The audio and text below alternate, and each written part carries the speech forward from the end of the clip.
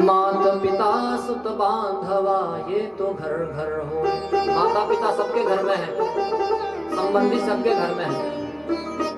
माता आपको जीना सिखाती है, पिता आपको अपने पैरों पर खड़ा करना सिखाते हैं, लेकिन ज्ञान का उद्भव तो केवल गुरु ही कर सकता है ना। उसके लिए आपको स्कूलों में भेजा जाता है, और जितना अच्छा गुरु, यदि शिष्य उतना अच्छा है तो शिष्य उससे भी 10 गुना अच्छा। इसलिए गुरु को हमारे शास्त्रों में सर्वोपरि माना गया है। तो आज शौनकादिक ऋषि वही कह रहे हैं कि महाराज कृपा करके कुछ ज्ञान हमें भी दीजिए। और जिस प्रकार से देखा जाता है कि पूर्व समय में चिंतामणि नाम की एक बड़ी विख्यात मणि थी कि चिंतामणि लोक सुखम सुरद्रुः स्वर्ग संपदम प्रयच्छति गुरु प्रीतो वैकुंठम योग्य दुर्लभम। कि चिंतामणि नाम की एक मणि थी, यदि मनुष्य के पास वह मणि आ जाए ना तो मन में किसी भी चीज का चिंतन करता, उसी क्षण उसके हाथों में प्राप्त हो जाता है। और स्वर्ग में कल्प वृक्ष नाम का वृक्ष है कि उसके नीचे आप किसी भी चीज को विचार करें तो वह उसी क्षण आपके सामने उपस्थित हो जाते हैं। लेकिन चिंतामणि और कल्प वृक्ष में भी ऐसा सामर्थ्य नहीं कि वह उस परम पुरुष परमात्मा को आपके सामने प्रकट कर दे। वह केवल और केवल मात्र गुरुदेव के चरणों में है। तो महाराज कृपा करके हमें इस भक्ति, ज्ञान और वैराग्य को बढ़ाने के लिए कोई उपाय बताएं, कोई ज्ञान बताएं, जिसके माध्यम से हम अपना कल्याण कर सकें। जब सूत जी महाराज ने शौनकादिक ऋषियों के मन में इस प्रकार का सुना ना कि अरे बड़ा प्रेम करते हैं, मेरे प्रति श्रद्धा बहुत है, तो सूत जी महाराज ने कहा कि सावधानतया शुभ, कि सावधान होकर के सुनो, मैं तुम्हें इस संपूर्ण शास्त्र का जो सार है वह सुनाने जा रहा हूं। वह क्या सार है? इस संसार में प्रत्येक प्राणी को केवल एक ही चीज का डर है, वह है मृत्यु। आप में से कोई नहीं चाहता हो कि हम मरना चाहते हैं। अरे महाराज आप तो वृद्ध नहीं होना चाहते, मारना तो बहुत दूर की बात है। कोई किसी की 1 वर्ष की आयु चली जाए ना तो सोचता है कि अरे अब 25 साल के हो गए, अब मात्र 25 साल बचे हैं। और जब तो मनुष्य शैया पर विराजमान होता है तो वह अनेकों प्रकार के वैद्य को, जो अस्पताल में बड़े बड़े डॉक्टर होते हैं, उनसे कहते हैं महाराज आप हमारे से आधा धन ले लीजिए, लेकिन हमें थोड़ा बचा लीजिए, थोड़ा और जीवन जीना चाहते हैं। तो मृत्यु का भय इस संसार में प्रत्येक प्राणी को है, चाहे वह जीव हो, चाहे वह जंतु हो, चाहे वह मनुष्य हो। और इस लोक का नाम भी क्या है? मृत्यु लोक। जो आया है उसे जाना है, चाहे आज चाहे वर।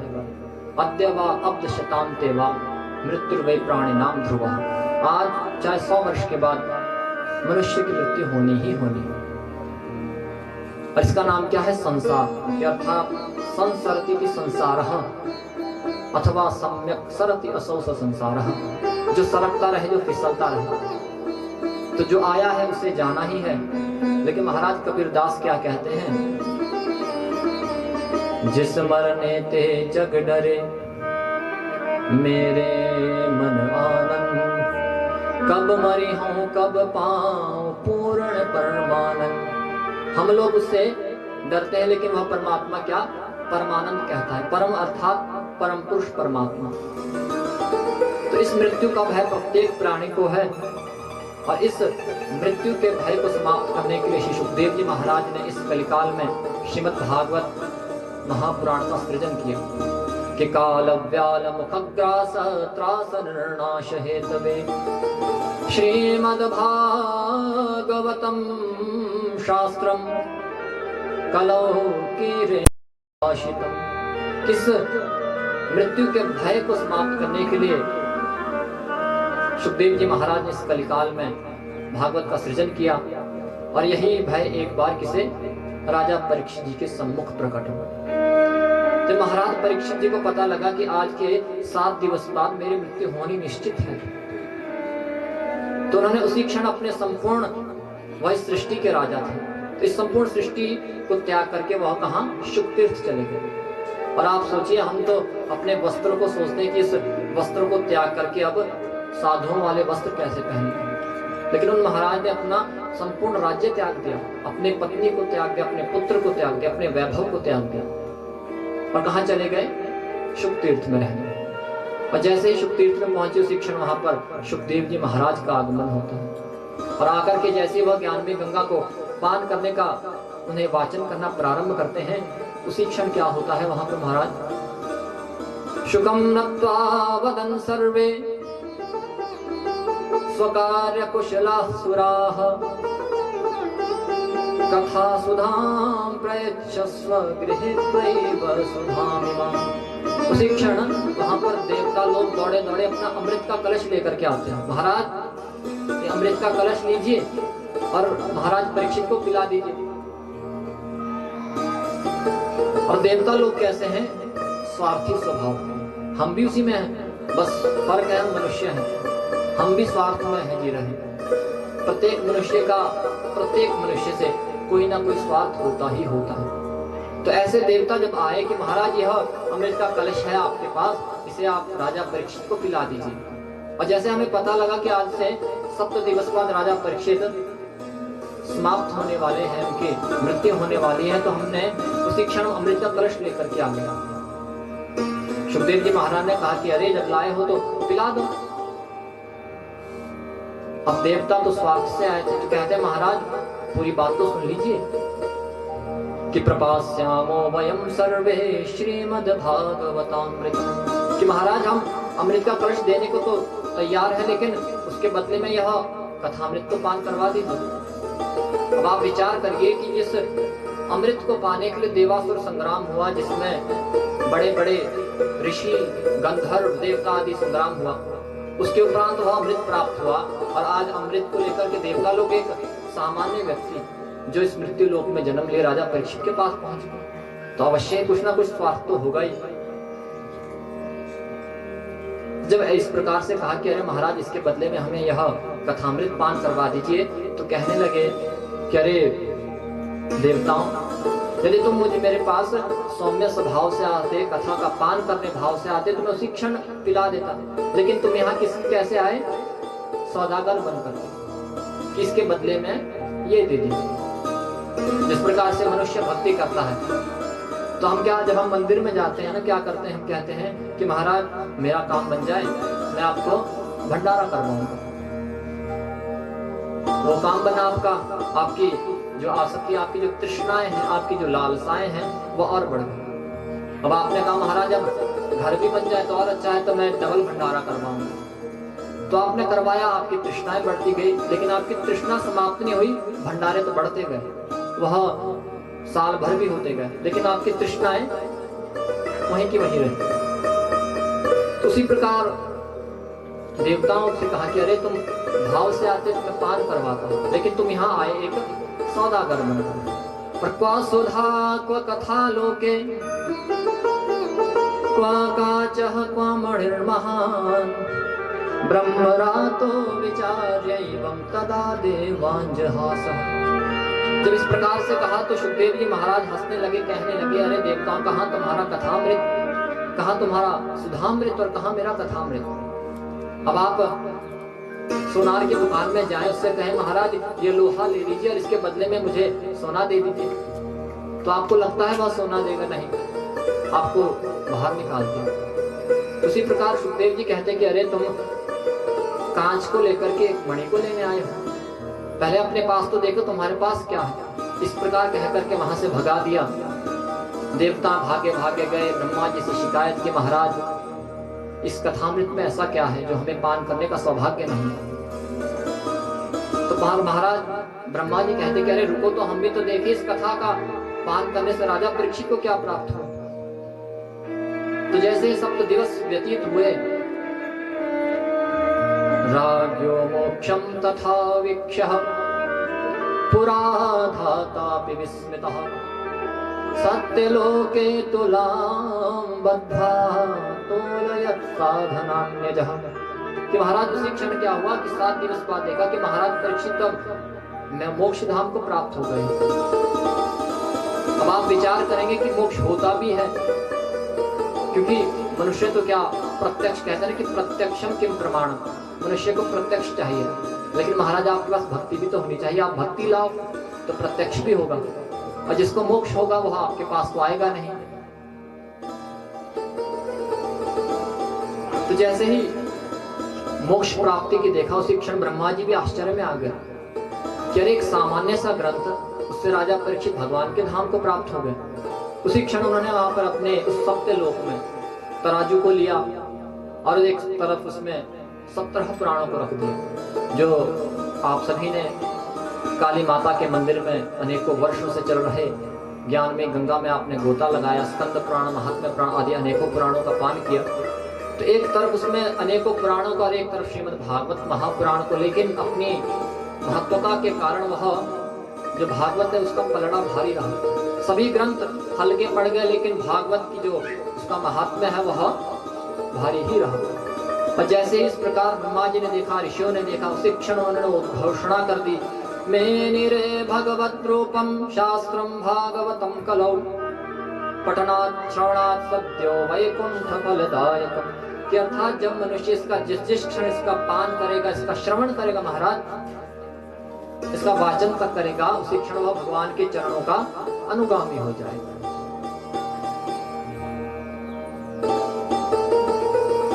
शौनकादिक ऋषियों ने कहा, महाराज ये तो हम समझ गए कि यह भागवत बड़ा दुर्लभ है, इसका पान करना बड़ा आवश्यक है जीवन में। हम सभी करते हैं, अनेकों बार हमने पान भी किया, लेकिन मुक्ति आप में से किसी को प्राप्त नहीं हुई। अब मुक्ति प्राप्त क्यों नहीं हुई? क्योंकि हम भगवान की कथा का पान करने मुक्ति के ध्येय से नहीं आते। अनेकों ध्येय होते हैं हमारे मन में। शौनकादिक ऋषियों ने कहा, महाराज ये तो मैं समझ गया, इसकी महत्वता बड़ी है, लेकिन ये बताइए अब कि इस ज्ञान में गंगा का जो साप्ताहिकी कार्यक्रम है, जो साप्ताहिकी का आयोजन प्रारंभ हुआ, ये कहां से हुआ? सूत जी महाराज ने कहा कि शौनकादिक ऋषियों, यह जो साप्ताहिकी का प्रारंभ है, यह सनकादिकों द्वारा नारद जी को शरण प्राण कराने के उपरांत हुआ। अब जैसे सुना कि नारद जी, अब नारद जी के विषय में सभी लोग जानते हैं कि नारद जी एक क्षण से अधिक कहीं रुकते नहीं हैं। वर्तमान में हमारे पास फोन है, उस समय नारद जी फोन थे। किसी ने नारद जी को कहा तो समझ गए कि वह बात अब संपूर्ण लोगों में पहुंच जाएगी, उसकी चिंता नहीं है। तो महाराज नारद जी तो एक समय पे कहीं रुकते नहीं। तो ऐसे नारद जी ने किस प्रकार इस कथा का पान कर लिया? एक क्षण बैठने वाले नारद जी 7 दिवस तक कथा का पान कर गए। ऐसा कैसे हो गया? उसका कुछ औचित्य होगा। किस प्रकार उन्होंने पान किया? तो अब सूत जी महाराज कहते कि ऋषियों,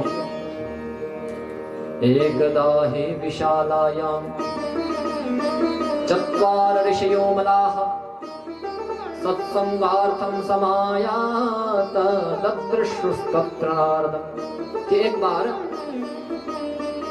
सनकादिक आदि ऋषि बद्री विशालापुर में विचरण करने पहुंचे। और किस ध्येय से पहुंचे? भगवान का नाम लेने के ध्येय से। और जैसे सनकादिक आदि ऋषि बद्री विशालापुरी में पहुंचे, अब वह बद्री विशालापुरी क्या है? जो आज बद्रीनाथ के धाम से प्रसिद्ध है, जहां पर इस वर्ष के जो प्रत्यक्ष देवता विराजमान है भगवान नर नारायण। विचरण करते हुए पहुंचे कि चलो भगवान का भजन करने चले। पहुंचे तो वहां देखा कि नारद जी हैं। नारद जी को देख के प्रसन्न हो गए कि आज तो भजन करने का आनंद आएगा। अब जैसे हम लोग होते मित्र को देखते तो बोलते वाह आज आनंद आएगा मस्ती करने को। तो जब उसी प्रकार जब साधु देखते एक साधु को, तो उनके मन में क्या आता है कि आज भजन करने का आनंद आएगा। सभी लोग जैसे ही सनकादिक ऋषि ने नारद जी को देखा और भागे भागे उनके पास गए, कहा महाराज, और उनके पास जाकर के क्या देखा? उनका मुखमंडल। अब मुखमंडल को देखते हुए क्या विचार करने लगे कि उनका मुखमंडल बड़ा दुखी है। जब उन्होंने देखा तो देख करके रह नहीं पाए, पूछ लिया कि महाराज कि कथम ब्रह्मन दीन मुखः कुतश्चिंता तुरो भवान त्वरितं गम्यते कुत्र कुतश्चा गमनम तव। कि महाराज आपका मुखमंडल इस प्रकार से मुरझाया क्यों है? आप इतने चिंतातुर क्यों लग रहे हैं? और इतनी जल्दी आप भागे भागे आ कहां से रहे और जा कहां को रहे महाराज? और क्या देखा जाता है जो भगवान के भक्त होते हैं वो कैसे होते हैं कि श्री कृष्ण का दास कभी होवे नहीं उदास। क्योंकि जो भगवान के भक्त होते हैं वो तो आसक्ति से रहित है, पकड़ है कि फिकर सबको खा गई, फिकर सबकी पीर, फिकर की जो बाकी करे उसका नाम फकीर। फकीर तो ऐसा है वह स्वयं तो दुखी होता नहीं लेकिन दूसरों के दुख को भी समाप्त कर देता है। और महाराज आप तो फक्कड़ इंसान है, साधु आदमी, किस प्रकार से जितना आपके पास धन है, आपका मुख तो देख के ऐसे लगता है किसी ने जैसे कंजूस का धन चुरा लेना, पहले तो वो धन खर्चता नहीं और गलती से कहीं उसका गायब हो जाए तो वो और अधिक दुखी रहता है। तो महाराज आपके मुखमंडल को देख के तो ऐसा लगता है कि आप बड़े दुखी हैं। तो जब इस प्रकार से नारद जी ने प्रश्न किया, सनकादिक ऋषियों ने नारद जी से प्रश्न किया, तो नारद जी महाराज कहते हैं कि महाराज कि मैं इस पृथ्वी को सर्वोत्तम लोक समझ के यहाँ पर आया।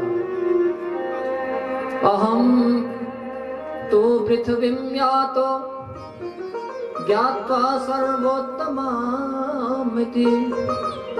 पुष्करं च प्रयागं च काशीं गोदावरीं तथा हरिक्षेत्रं कुरुक्षेत्रं श्रीरंगं सेतुवन्दनम् एवमादिषु तीर्थेषु भ्रममाण इतस्ततः। कि महाराज मैं इस लोक को सर्वोत्तम लोक समझ के आया और मैं यहाँ पर आया, मैं अनेकों तीर्थों पे गया, पुष्कर गया, प्रयाग गया, काशी गया, हरिद्वार गया, कुरुक्षेत्र गया महाराज, लेकिन मन को संतोष देने वाली शांति प्राप्त नहीं महाराज। अब आप विचार करिए, आप जितनी देर इस कथा में बैठे ना आपको बड़ा शांति मिलेगी यदि आपका मन यहाँ है। अब आपका मन यदि घर में है कि अरे शाम को जाके खाना बनाना है और क्या बनाएंगे, अब सब्जी कौन सी बनाएंगे, सब्जी तो खत्म हो गई, तो यदि आपका मन वहां पर है तब नहीं, लेकिन यदि आपका मन यहाँ है तो आपका मन बड़ा शांत होगा। लेकिन आप जैसे ही कथा से बाहर जाएंगे तो संसार में जाकर के आपका जो मन है पुनः अशांत हो जाएगा, अनेक प्रकार की मन में चिंताएं उत्पन्न होंगी।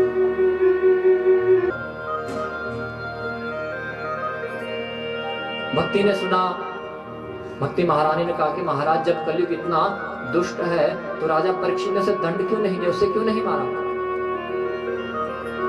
तो नारद जी महाराज कहते हैं कि भक्ति, जिस समय महाराज परीक्षित दिग्विजय के लिए गए उन्होंने देखा कि कलयुग पृथ्वी और धर्म के ऊपर पीड़ा प्रदान कर रहा है। जैसे ही मारने के लिए उद्यत हुए तो वह दीनवत् शरणम गतः, दीन की भांति चरणों में आ गए और केवल एक गुण के कारण उसे जीवित छोड़ दिया। और वह गुण क्या था? यत् फलम नास्ति तपसा न योगेन समाधिना तत्फलम लभते सम्यक् कलौ केशव कीर्तना। कि जो फल सतयुग, त्रेता, द्वापर आदि युगों में तप योग के माध्यम से प्राप्त होता था वह कलयुग में केवल भगवान का एक बार नाम लेने से हो जाता है। जब इस प्रकार से भक्ति महारानी ने श्रवण किया तो उनके इन वचनों को सुनकर बड़ी प्रसन्न हुई और नारद जी की स्तुति करते हुए कहने लगी, जयति जगति माया यस्य कायाधवस्ते व्रजन रचन में कम केवलम चाकलय्य। महाराज आपकी जय हो, आपके केवल एक वचन का पाठ करने से कयादु नंदन प्रहलाद भक्त के शिरोमणि हो गए। ध्रुव जी महाराज ध्रुवलोक में अटल विराजमान है। इस प्रकार कह करके शांत हो गई और जब नारद जी ने देखा कि अभी भी भक्ति दुखी है तो कहने लगे कि देवी इतनी दुखी क्यों हो, अपने इस दुख को त्याग दो और श्री कृष्ण चरणाम भोजम स्मर दुखम गमिष्यति। उस परम पुरुष परमात्मा के चरणों का स्मरण करो, उनका स्मरण करने से तुम्हारे दुख स्वयं ही नष्ट हो जाएंगे। इसलिए उन परम पुरुष परमात्मा का हमें भी श्रवण करना चाहिए, उनका प्रत्येक क्षण नाम लेना चाहिए।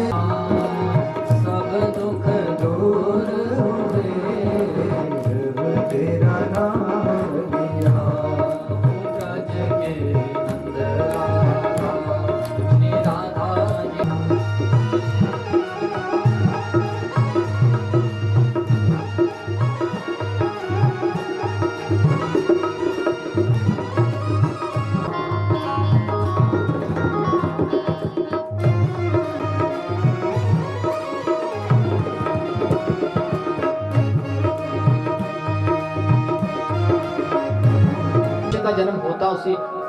आप मेरी वीडियो को लाइक और शेयर करें और मेरे चैनल को सब्सक्राइब करें।